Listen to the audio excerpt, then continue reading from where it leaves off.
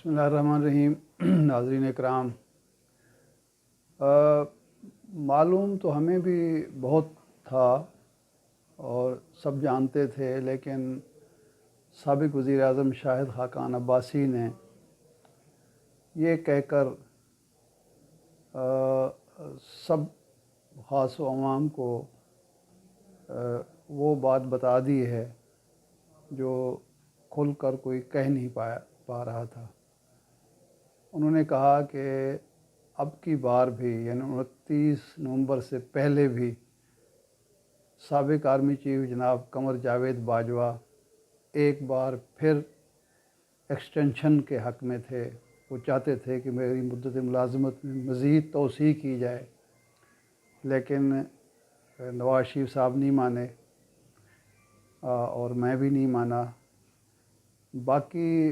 جو مختلف جماعتوں کے لیڈران کرام تھے، قائدین تھے، وہ ان کی بات مان بھی رہے تھے اور وہ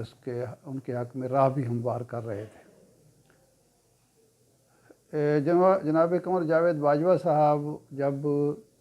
2016 میں آرمی چیف مقرر ہوئے تو 17 کے اوائل میں انہوں نے ایک پریس بریفنگ کا اہتمام کیا۔ وہ ان کی پہلی پریس بریفنگ تھی جس میں کچھ 30 سے 35 سینئر جرنلسٹ شامل تھے، اور وہ بریفنگ مجھے اس لیے زندگی بھر یاد رہے گی کہ اس کے شرکاء میں سے 2 سینئر ہمارے ایڈیٹر اور قلم کار صحافی اب اس دنیا میں نہیں رہے، جناب عارف نظامی صاحب، جناب ضیاء شاہد صاحب۔ تو اس بریفنگ میں انہوں نے کہا کہ میں نے پہلی کور کمانڈر کانفرنس میں سب پر واضح کر دیا ہے کہ میں 3 سال کے لیے آیا ہوں، نہ تو میں ایکسٹینشن لوں گا اور نہ کسی کو یہ توقع رکھنی چاہیے، کسی جرنیل کو، کسی میجر جنرل کو، کسی بریگیڈیئر کو، کہ اس کو مدت ملازمت میں توسیع ملے گی۔ اور انہوں نے اس فرم انداز میں یہ بات کی اور ایسے لب و لہجے میں بات کی کہ سب نے یہی سمجھا کہ جناب جنرل اشفاق پرویز کیانی صاحب نے ایکسٹینشن لے کر جو غلطی کی تھی اور اس کی وجہ سے فوج کے مورال پر جو اثرات پڑے تھے،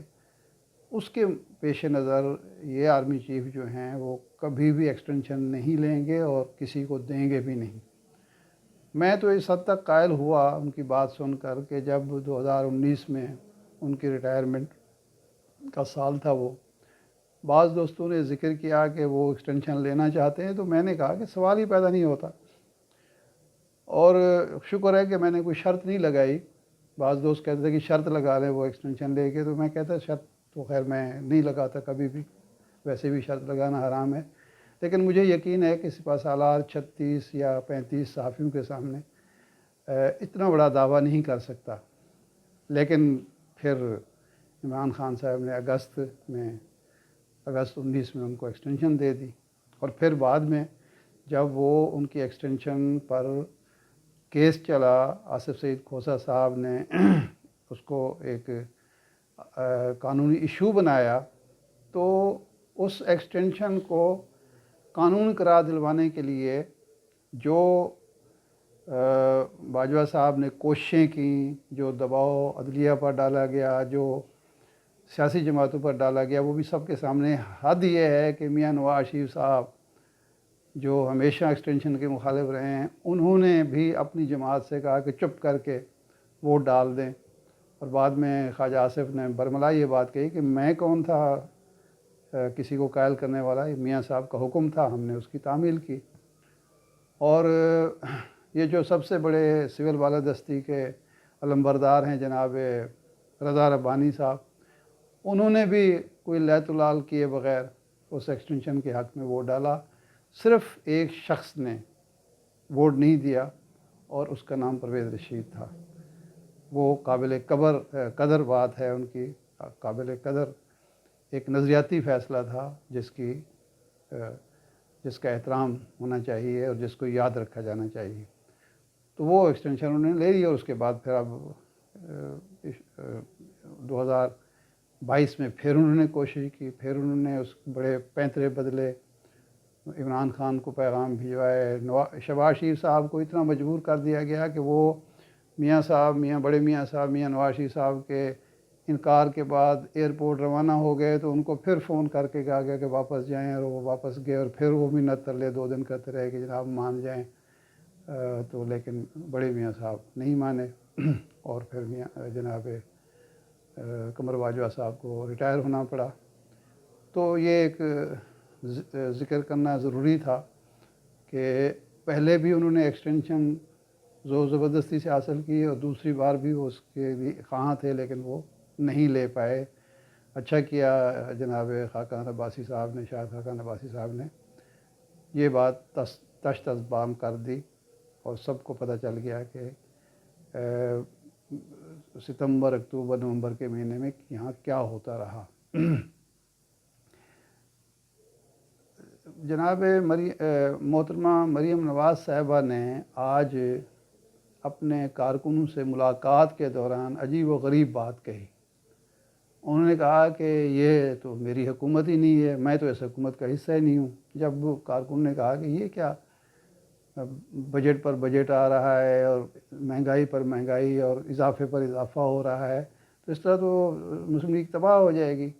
آپ نکالیں اسحاق ڈار کو۔ لیکن وہ ظاہر بات ہے، اسحاق ڈار صاحب جو ہے اس کو کون نکال سکتا ہے؟ ان کو تو میاں نواز شریف صاحب نے مریم نواز صاحب کے مشورے سے وزیر خزانہ لگایا ہے، اور بیچارے مفتاح اسماعیل کو بے عزت کر کے نکالا گیا، اور وہ آج تک روتے پھرتے ہیں۔ تو اسحاق ڈار کو کون نکال سکتا ہے؟ تو انہوں نے عجیب بات کی کہ میرا تو اس حکومت سے کوئی تعلق نہیں، میری حکومت تو یہ نہیں ہے بالکل۔ وہ مجھے یاد واقعہ آیا ایک کہ جناب حضرت علامہ اقبال کے صاحبزادے جاوید اقبال صاحب عجیب موڈی آدمی تھے، اور مسلم لیگ کے وہ سینیٹر رہے۔ سفارش کر کے انہوں نے نواز شریف صاحب سے ایمبیسڈر ایٹ لارج کا جو ہے وہ لیا،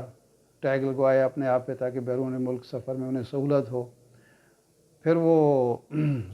ریٹائر ہو گئے سینیٹرشپ سے، پھر انہوں نے درخواست دی۔ تو اب معلوم نہیں کہ اس وقت، مجھے یاد نہیں کہ اس وقت ان کی درخواست ریجیکٹ ہو گئی تھی، ان کو سینیٹر نہیں بنایا گیا تھا، یا ابھی وہ زیر التواس تھی، زیر غور تھی۔ ایک فنکشن ہوا الحمرا ہال میں، غلام حیدر وانی صاحب وزیر اعلیٰ تھے، تو وہ اس کی صدارت کر رہے تھے، اور جناب جاوید اقبال صاحب نے کہا کہ مجھے تو یہ سمجھ نہیں آتی کہ کون سی مسلم لیگ اصلی مسلم لیگ ہے جس کو میں اپنی مسلم لیگ کہوں، جو قائد اعظم کی وارث ہو، کیونکہ اتنی مسلم لیگیں بن گئی ہیں اور سارے دعوے دار ہیں کہ جی ہم اصلی مسلم لیگ ہیں۔ تو میں تو کنفیوز ہو جاتا ہوں اتنی مسلم لیگیں دیکھ کر کہ میں کس مسلم لیگ کا حصہ ہوں۔ تو جناب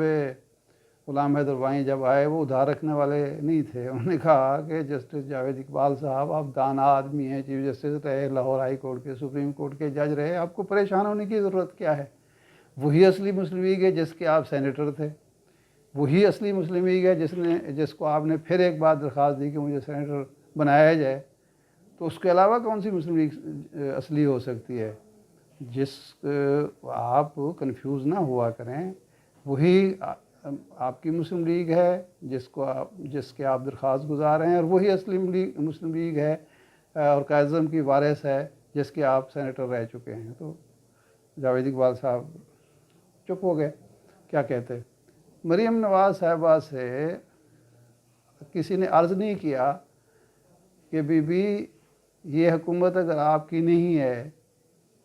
آپ اس حکومت کا حصہ نہیں ہیں، آپ کی کوئی بات مانی نہیں جا رہی، تو جاتی عمرہ میں کیا کر رہی ہیں؟ اور باہر جا کے ملتان میں، اسلام آباد میں، ایبٹ آباد میں کیوں ڈیفینڈ کر رہی ہیں اس حکومت کو؟ کیوں رونا رو رہی ہیں کہ جی یہ جو مہنگائی ہے یہ پیدا کرتا ہے عمران خان کی؟ عمران خان ان دنوں چونکہ اس جو ان کو گولیاں لگی تھیں وزیر آباد میں، اس حادثے کے بعد وہ چلنے پھرنے کے قابل نہیں ہے، یا اگر ہیں بھی تو وہ نکل نہیں رہے، اجتماعات میں نہیں جا رہے، وہ گھر بیٹھے ہوئے ہیں۔ آپ نکلیں، آپ عوام کو لیڈ کریں اس حکومت کے خلاف جس نے عوام کی جو ہے بالکل ستیہ ناش کر دیا ہے، مہنگائی اتنی کر دی ہے کہ اب وہ نہ جی سکتے ہیں نہ مر سکتے ہیں۔ مر اس لیے نہیں سکتے، مرنا نہیں چاہتے عوام، کہ وہ جو کفن دفن کا انتظام کرنا ہے ان کے ورثاء کے لیے بہت مشکل ہوگا، کیونکہ وہ بھی بہت مہنگا ہو گیا ہے۔ تو آپ اس حکومت کے خلاف نکلیں اگر یہ آپ کی حکومت نہیں ہے اور آپ اس کا حصہ نہیں ہیں، جس نے عوام کا جینا دوبھر کر دیا ہے۔ اور آپ اس حکومت کا حصہ ہیں جس حکومت نے آپ کو وزیر اعظم کے مساوی پروٹوکول دیا ہوا ہے، جس حکومت کے دور میں آپ کے اور آپ کے خاندان کے اور آپ کے ساتھی سنگی جو ہیں ان کے مقدمات میں آپ کو ریلیف مل رہا ہے، جس دور میں آپ کے مخالفین کو باری باری گرفتار بھی کیا جاتا ہے اور رسوا کرنے کی بھرپور کوشش بھی کی جاتی ہے، جس حکومت کے دور میں آپ کے درجنوں ساتھی وزیر ہیں، مشیر ہیں، معاونین خصوصی ہیں، کمیٹیوں کے سربراہ ہیں، وہ حکومت اگر آپ کی نہیں ہے تو وہ کس کی ہے؟ اور عجیب بات ہے کہ شہباز شریف صاحب عجیب سوچتے ہوں گے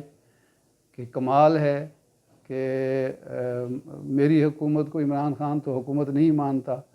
اور عوام دشمن گردانتا ہے، شیخ رشید بھی یہی کہتا ہے، فواد چودھری بھی یہی کہتا ہے، وہ اب مریم صاحبہ بھی یہی کہنا شروع ہو گئے ہیں کہ یہ تو جو بجٹ پیش کیا ہے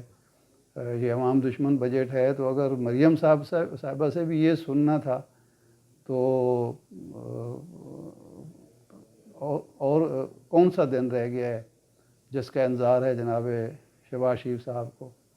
کہ یہ تانا بھی انہیں سہنا تھا کہ جی یہ حکومت مسلم لیگ کی حکومت نہیں ہے اور شریف خاندان کی نہیں ہے اور نواز شریف کی اور مریم نواز صاحبہ کی نہیں ہے، تو کس کی حکومت ہے؟ تو میرا خیال ہے کہ سیاست ضرور کھیلنی چاہیے،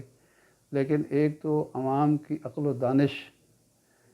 کو اتنا حقیر نہیں سمجھنا چاہیے کہ آپ جو کہیں گے لوگ سن لیں گے اور مان لیں گے۔ لوگوں کو علم ہے یہ آپ کی حکومت ہے اور اس 10 ماہ کے عرصے میں لوگوں کی حالت پتلی ہے، لوگوں کا جینا حرام ہو گیا ہے، مہنگائی پہلے بھی تھی، قرضے پہلے بھی ہم لیتے تھے، ٹیکس پہلے بھی لگتے تھے، لیکن ایسا نہیں کہ لوگوں کا جینا دوبھر ہو جائے۔ اور وہ جو اب تو جو لوگ یہ کہنا شروع ہو گئے ہیں کہ عوام پہلے ہی پس رہے تھے مہنگائی کے، اسحاق ڈار نے ان کو بالکل لتاڑ کے رکھ دیا ہے، مرے کو مارے اسحاق ڈار، تو اسحاق ڈار نے کسی قابل نہیں چھوڑا۔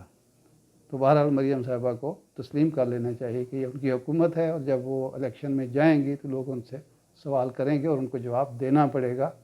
وہ جواب دہی سے نہیں بھاگ سکتے۔